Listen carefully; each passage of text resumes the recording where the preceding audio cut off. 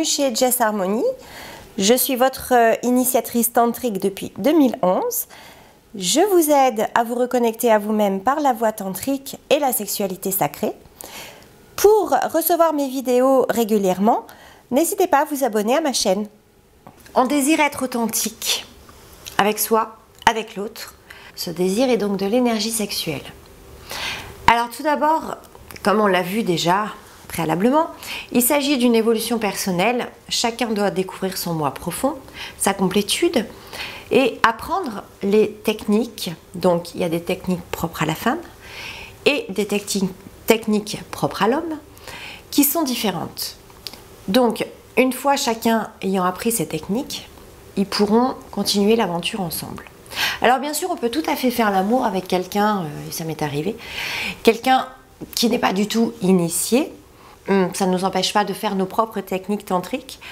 Et vous verrez que c'est très rigolo d'ailleurs, qu'en fait, dans tous les cas, votre partenaire sera emmené avec vous. Votre énergie, elle impactera sur lui, elle fera comme un tourbillon et il rentrera dans le tourbillon.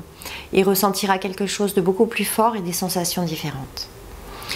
Alors pour ce qui est des techniques de l'homme, donc il devra savoir mettre son lingam en érection tout le long du rapport, le temps qu'il faille, se laisser guider par Shakti, initiatrice, et surtout retenir son éjaculation. Les plus entraînés pourront apprendre aussi à aspirer l'énergie de leur partenaire, par le souffle et par l'urètre. Quant à la femme, elle devra se connaître intimement par cœur, savoir gérer les contractions de son vagin et de son périnée. Et il y a donc un travail de santé à faire sur son temple sacré que l'on peut faire soit par des exercices du sourire intérieur en Tao, les œufs de jade, la respiration, contraction du périnée également. Alors, quand un homme et une femme s'unissent de manière tantrique, c'est le retour total à l'unité. Ils alignent les centres énergétiques, les chakras, et le but est d'unir le centre de la vitalité sexuelle avec le centre du cœur, de l'amour donc, puis le centre de la conscience, de la vision. Ils vont donc unir le cœur, le corps et l'âme en même temps.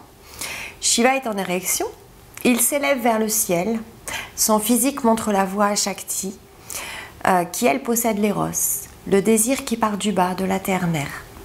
Donc cette énergie rouge va monter vers la conscience. Shiva et Shakti vont s'unir en faisant l'amour pour accomplir quelque chose de grand. Ils participent aux grandes œuvres cosmiques.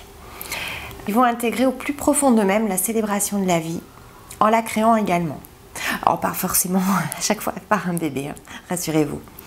En tantra, on va voir l'autre comme il est et l'accepter au-delà de ce qu'on voit au premier regard. Ce qu'il faut savoir en sexualité sacrée, c'est qu'elle est aussi guérisseuse des blessures de l'enfant intérieur, de l'âme, des organes génitaux et des cellules du corps. Donc toutes les parties de nous qui sont blessées vont se guérir lorsque l'homme et la femme vont réussir à ne faire qu'un. Ils vont à ce moment-là se transformer. Ils seront les mêmes personnes, mais ce qu'ils ont vécu va alors impacter le monde parce qu'ils vont ouvrir leur cœur et cela va se diffuser, se ressentir autour d'eux. Ils auront de moins en moins peur. Ça va être magnétique. Ils vont émaner un rayonnement d'amour. Dans cette union va s'exprimer cette plénitude de l'être en conscience. Nous souffrons et éprouvons la douleur, mais en même temps, quand on fait l'expérience de l'être incarné dans notre corps par le plaisir et l'extase également. Nous avons aussi la chance d'être conscients, nous sommes les seuls êtres vivants à être conscients du bonheur, mais aussi de la maladie, de l'accident, de notre disparition future. Donc ce contact, cette relation d'amour charge en énergie positive, sans besoin de passer par toutes sortes de techniques ou des heures de méditation. C'est juste magique. Le tantra donc se veut sensuel, doux. Au lieu d'une excitation masturbatoire, on fait en douceur pour faire durer très longtemps, jusqu'à explosion au niveau de tout le corps. Donc on contacte le ciel, Shiva, la terre, Shiva et Shakti, quoi. Et ça nourrit tellement qu'on n'a pas forcément envie de recommencer le lendemain.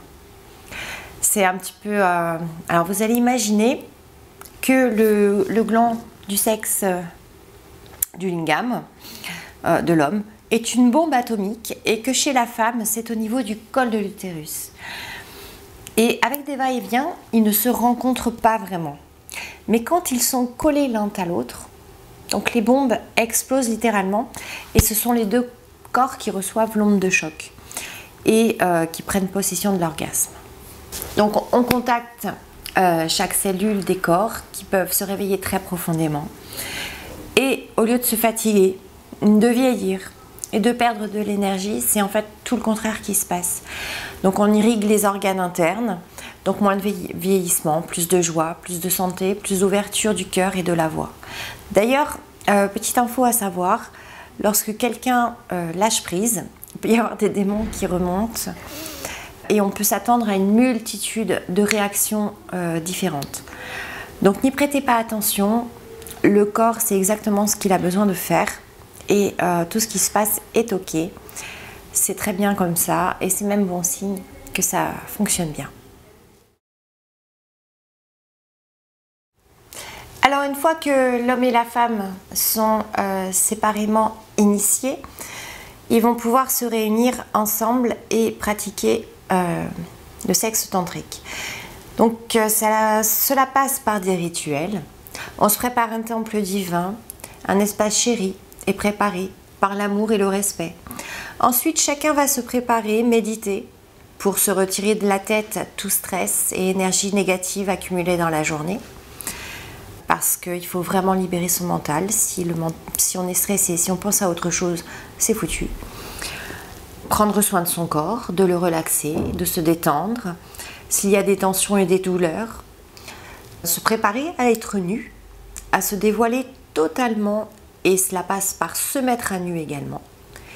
Et puis, chose importante, l'un et l'autre vont entrer dans le temple et se reconnaître. On reconnaît l'autre dans sa partie divine et on le salue en guise de respect. Puis, on prend le temps de commencer, de se connecter sans demande, sans attente, juste dans le don et la présence de qui je suis maintenant. Et en se concentrant uniquement sur son propre ressenti et absolument rien d'autre. On peut même oublier qu'on est à deux, c'est pas grave. Ne pas penser à l'autre ne signifie pas qu'on ne le sent pas. On ressent son énergie, on sent même ses pensées en soi, tout simplement. Donc c'est vrai que c'est une chose difficile à comprendre, car on n'a jamais appris cela. Mais en fait, il n'y a rien à faire. Il n'y a même pas à essayer de faire plaisir à l'autre. Nous sommes là pour vivre quelque chose dans le don, sans rien prévoir à l'avance. Et d'ailleurs, qu'il se passe quelque chose en nous, ce sera absolument parfait comme ça. Alors on va laisser le divin s'exprimer en nous. Le désir vient ou pas, mais on ne peut pas le provoquer, le désir. C'est comme si vous avez faim ou pas en fait. Hein. Et vous ne pouvez pas manger sans faim. Enfin si on peut, mais ça ne va pas être pareil. Vous avez préparé un bon repas, vous avez fait une belle table. Et le désir vient de l'intérieur s'il est là. Et il va se manifester tout seul, sans qu'on le bouscule. Donc voilà un homme qui se met dans la position d'être juste présent à la femme par sa puissance d'élévation spirituelle et de son sexe en érection, comme Shiva. Cela se fait tout seul quand il décide de ne rien faire. Il donne donc l'espace à la femme de danser comme une déesse magnifique qui est impressionnée par son calme et sa grandeur à lui. Sa yoni va vibrer la sagesse du monde. Elle est la terre-mère qui donne naissance à la vie. Et puis les gestes vont venir. Shakti va initier Shiva qui n'a rien à faire. Et oui, ce n'est pas le mec qui prend les décisions. Il accueille simplement et il accompagne la femme. Les gestes vont venir du cœur uniquement. La transmutation va venir ensuite du fait que l'homme va donner sa puissance de vie à la femme et la femme sa puissance du cœur. La fusion va se faire au moment où la puissance du cœur de la femme va pénétrer le cœur de l'homme et la puissance de vie de l'homme va devenir celle de la femme. En fait, la femme va devenir sauvage et l'homme va devenir très love. Et c'est à ce moment-là qu'on retrouve la perfection du symbole yin-yang, l'union des deux âmes.